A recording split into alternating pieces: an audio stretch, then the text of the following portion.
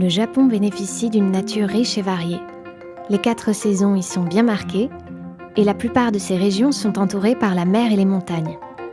Dans chacune de ces régions, les spécialités culinaires y sont traditionnellement dégustées avec le saké local. La série Le goût du Japon présente l'incroyable diversité de la cuisine et des sakés du Japon en mettant l'accent sur les spécialités régionales.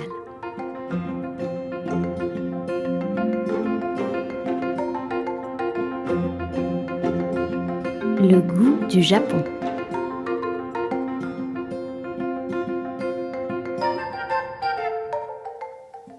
Bonjour à tous, je me présente Amandine Pastourel, chef sommelière du restaurant La Dame de Pique à Paris.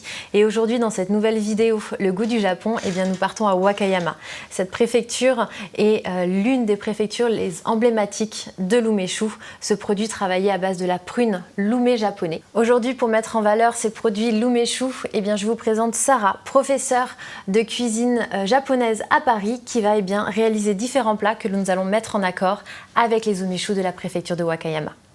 Bonjour Sarah. Bonjour Amandine. Moi c'est Sarah, je propose des cours de cuisine japonaise à Paris. L'objectif c'est de vous faire découvrir des plats du quotidien, faciles et rapides à faire à la maison. Vous pouvez également me retrouver sur mon compte Instagram, Sarah Lacoste, dans lequel je propose plein d'astuces, plein de recettes au quotidien. Superbe. Écoutez, avant de découvrir les plats de Sarah, je vous propose de regarder cette vidéo de la GI Wakayama Umeshu où vous allez pouvoir découvrir tout l'intérêt et l'importance qu'ils mettent dans la production de cet umeshu et aussi les paysages qui, j'espère, vous donneront envie d'aller visiter. Au Japon, on appelle ume le fruit des pruniers locaux. Il jouit d'une très belle réputation au point où un proverbe ancestral recommande de le consommer matin et soir pour éviter de rendre visite à son médecin.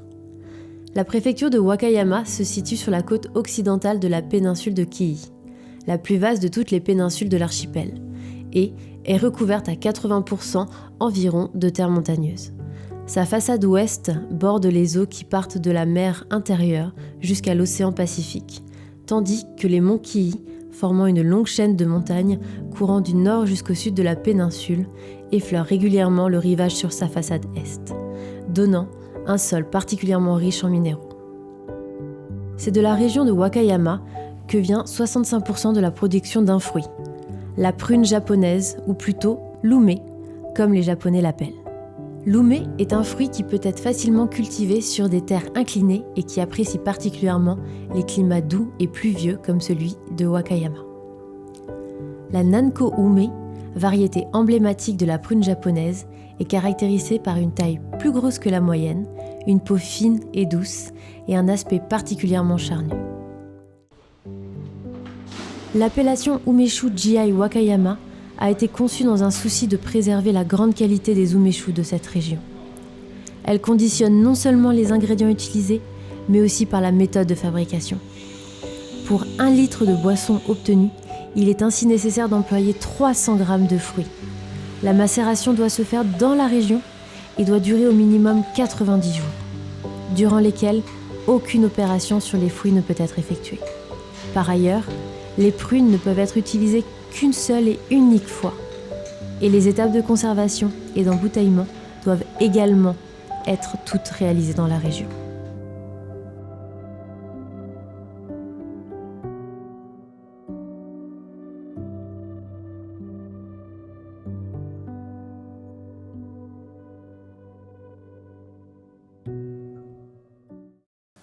Cette vidéo m'a vraiment donné envie de goûter l'umeshu. Mais avant de parler d'umeshu, je vais vous parler de la prune umeboshi que vous trouvez ici. Cette prune, elle a plein de bienfaits pour la santé, elle contient de l'acide citrique, elle est bonne pour la digestion. Donc l'umeboshi, on peut la retrouver par exemple dans cette obento hinomaru qui représente le drapeau japonais. Donc elle a pour effet de conserver le riz. Donc Amandine, aujourd'hui on va réaliser 3 recettes et on va commencer par une petite sauce apéritive avec des petits légumes qui est très rafraîchissante, tu vas voir. Pour cela, on va réaliser une sauce à base de mayonnaise, de mirin, de sésame que l'on va broyer et puis de l'umeboshi bien sûr. Donc, ce qu'on va faire, c'est qu'on va préparer tout ça. Hop. Donc on va mettre de la mayonnaise le mirin, donc, qui est un saké un petit peu sucré, qui est saké sirupeux. Donc ça va adoucir la préparation. Si vous n'en avez pas, vous pouvez mettre un petit peu de sucre. Et vous voyez, on a des graines de sésame qui sont grillées et on va utiliser ce petit suribachi. Donc, tout simplement, on a donc mis la mayonnaise, le sésame, le mirin, et il va nous rester ces prunes. Du coup, ce qu'il faut faire, c'est qu'elles contiennent un petit noyau que vous voyez ici. Donc on va simplement récupérer la chair de l'umeboshi et l'intégrer dans la sauce. Donc c'est vraiment quelque chose qui prend très peu de temps. En plus, ça se conserve longtemps, ces prunes. Donc vous les mettre au frigo quand vous les avez entamées. Ça se conserve assez longtemps. On va mettre de la prune. Et après, à vous de choisir des petits légumes pour accompagner. Eh bien, nous allons pouvoir commencer avec la première dégustation, avec ces petits bâtonnets de légumes et cette sauce aloumée. Et je vais rajouter des petits flocons de shiso rouge sur le dessus, vous allez voir. Ça apporte à la fois de la couleur, un peu de texture. C'est un petit peu salé. Et puis, on va pouvoir déguster ça avec de umeshu. Exactement. Alors pour cette entrée apéritive, Sarah, moi je te propose de te faire découvrir 2 umeshu. L'un qu'on va travailler avec un vin effervescent pour garder un peu ce côté festif et un autre qu'on va découvrir au naturel. Celui qu'on va travailler en côté festif, c'est le Koi umeshu. La particularité de cet umeshu, c'est que le producteur a rajouté la pulpe dedans. Donc on va l'utiliser pour faire notre base. Comme si on faisait un kir royal, et bien là on le fait aloumé. Ça apporte un petit peu plus de densité, tu verras, c'est hyper intéressant. Et je rajoute mon vin effervescent. À quantité égale du coup?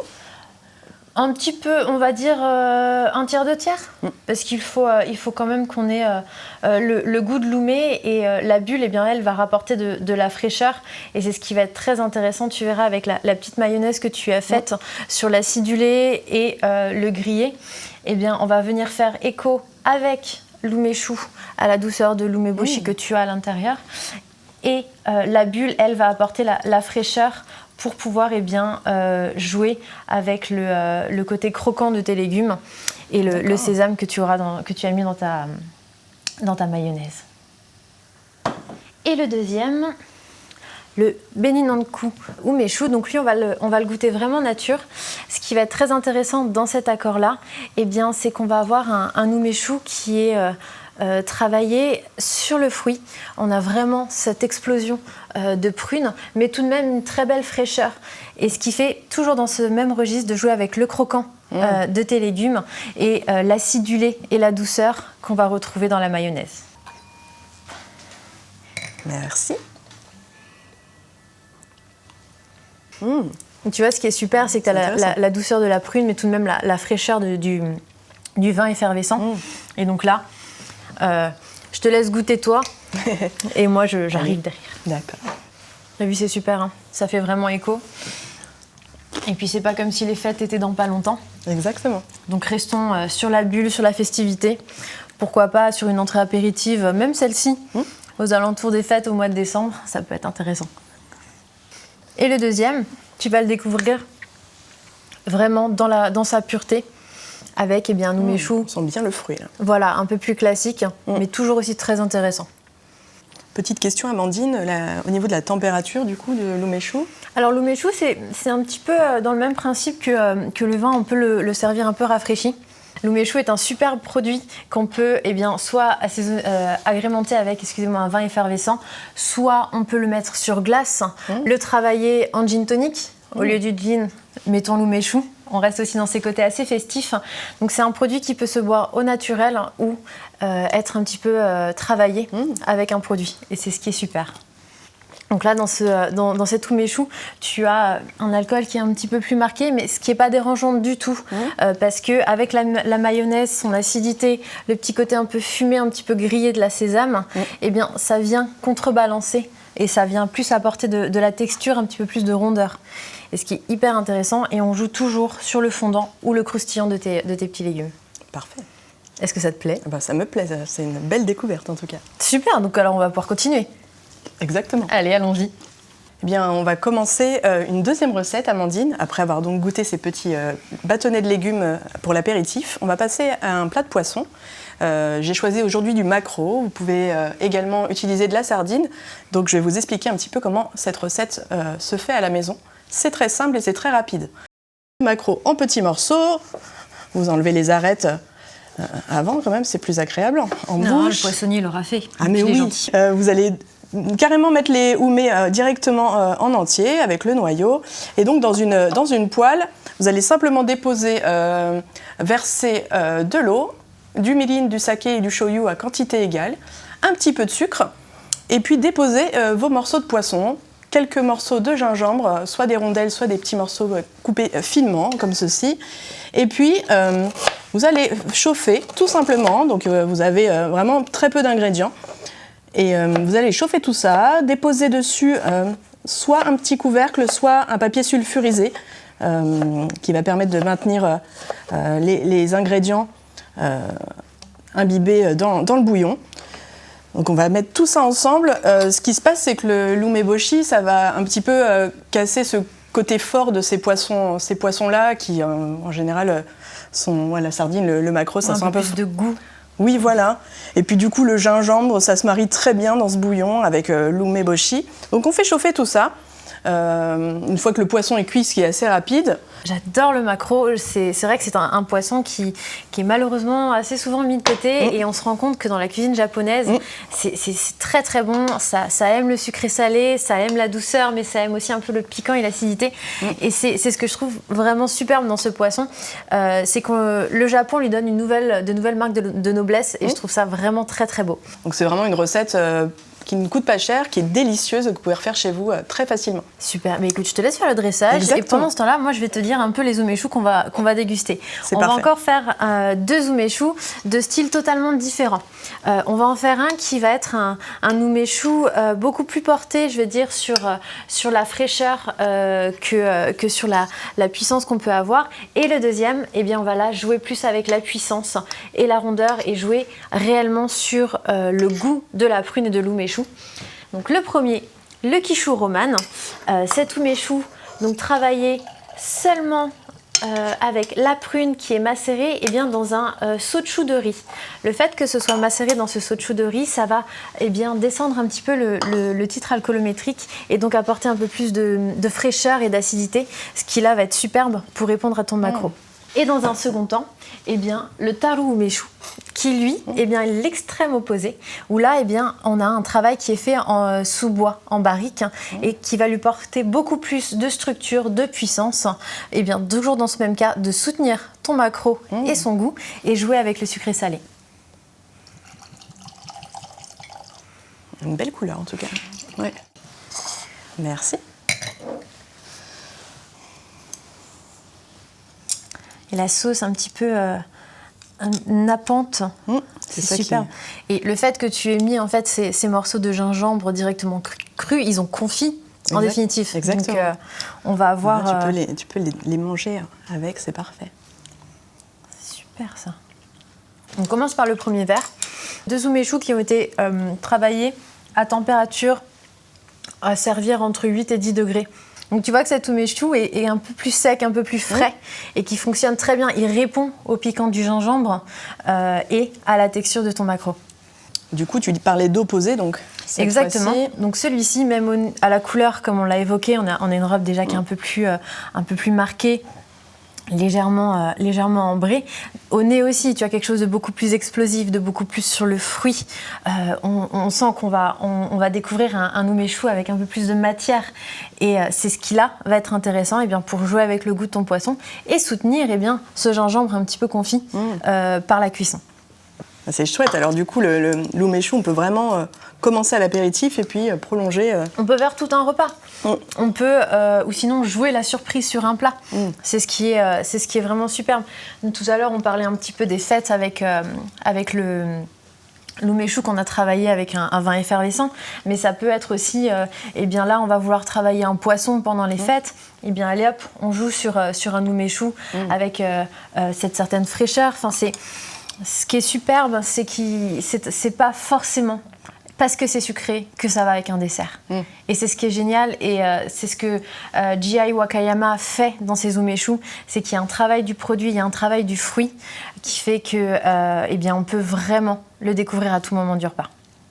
C'est une très belle découverte, en tout cas. Merci Amandine. Avec grand plaisir. Puis ce qui est super là, c'est qu'avec ce poisson qui est très souvent mis un petit peu de côté, on a pu le découvrir sous 2 facettes, avec un umeshu plus en fraîcheur pour juste venir le souligner, et un umeshu avec un peu plus de matière et de puissance pour soutenir son goût. C'est parfait. Allez, on passe à la 3e recette. Et oui. Voici donc la 3e recette, c'est le poulet karaage. Alors c'est une recette très connue au Japon, c'est du poulet frit qui est mariné et puis frit. Je ne sais pas si tu as déjà goûté, mais j'adore ça. J'adore ça. Ah, quand on a goûté à ça, c'est terrible. Là, on va complètement.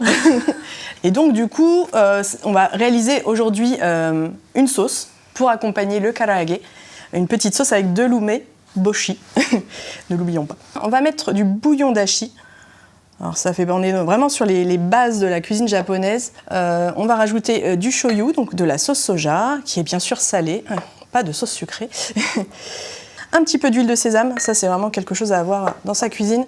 Et cette fois-ci, on va aussi utiliser du sésame, mais celui-ci, on ne va pas le broyer, on va le laisser entier. Et puis, c'est vraiment pour vous montrer qu'avec très peu d'ingrédients, ça, ce sont les basiques de la cuisine japonaise. Si vous avez ça dans votre cuisine, vous achetez des prunes, vous arrivez à vous faire des sauces assez agréables, assez sympas. Et comme tout à l'heure, on va faire une petite purée. On enlève le noyau. On a simplement à mélanger tout ça pour vous dire que vraiment, on est sur des recettes très simples. Et c'est ce que je veux vous montrer, que la cuisine japonaise n'est pas forcément compliquée à faire au quotidien. Et bien voilà. Petite sauce. Et pour accompagner ça, on a du poulet karaage que j'ai préparé juste avant. Voilà, Amandine. Qui est donc déjà mariné avec 2 lumeboshi. Puis là, on va venir rajouter de l'intensité en tremper ces petits bouts de poulet dans la sauce. Petite explosion de saveur, tu vas voir. C'est ça, entre le croustillant du poulet, la douceur, le petit croquant des sésames que tu as laissé entier. Le côté, le gras aussi de cette friture, enfin tout ça ensemble, ça fonctionne vraiment très bien. Alors, avec ça, je te propose encore 2 umeshu. 2 umeshu où là, on va être un peu plus dans ces arômes très primaires de prunes pour, comme tu évoquais, jouer avec le gras, la rondeur du poulet et pouvoir répondre à cette sauce un peu sucrée salée qu'on a à côté. Toujours répondre avec le sésame parce que le sésame est quand même aussi très important, apporte ces notes un peu fumées, un peu grillées, un peu toastées. Le premier, c'est le Plumiti Black.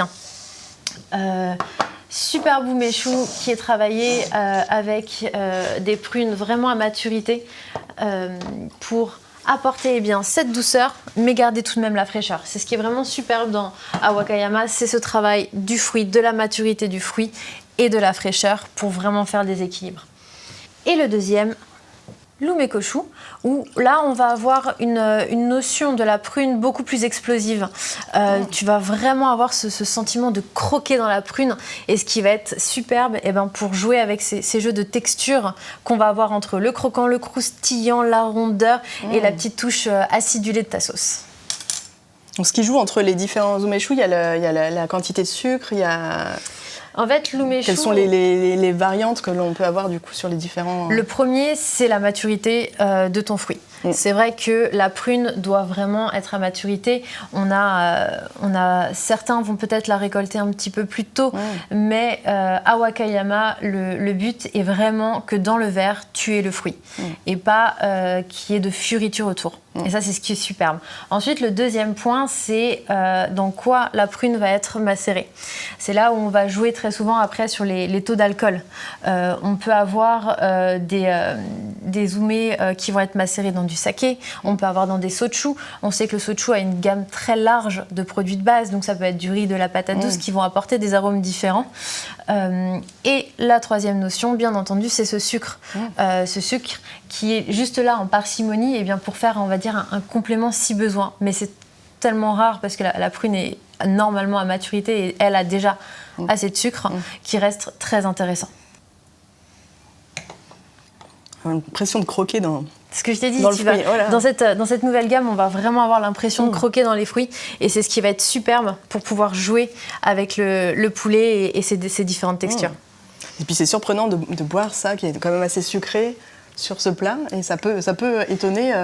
On joue sur le sucré salé, mais de façon différente. On a le sucré dans le verre, on a le salé dans l'assiette. Et c'est là aussi où le combo peut être très bien fait. C'est là aussi où il faut casser les codes. Et la cuisine japonaise ou la cuisine française avec les touches japonaises est superbe. Et c'est là où l'umeshu s'exprime le mieux.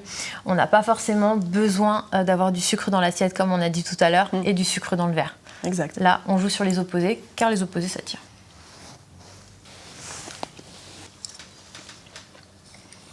Tu vois, tu as la texture, le goût du poulet qui arrive, le côté un petit peu croustillant, et ensuite qui va allonger avec ta sauce, ta lumeshu, qui est là et qui dure et qui fait de la longe. Donc c'est ce qui est super. Et du coup, sur le deuxième, on va avoir quelque chose aussi dans le fruit. Voilà, tu vas vraiment être dans le fruit, dans l'explosion de fruits. Tu vas vraiment travailler cet esprit pour toujours être dans cet écho du jeu de texture.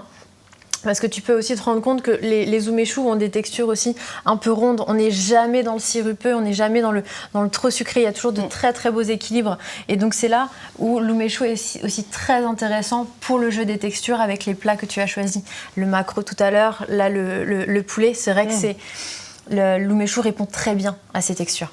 Eh bien, écoutez, j'espère que ça vous a plu. J'espère que cette découverte de l'umeshu et surtout de la préfecture de Wakayama, vous a donné envie de découvrir l'umeshu.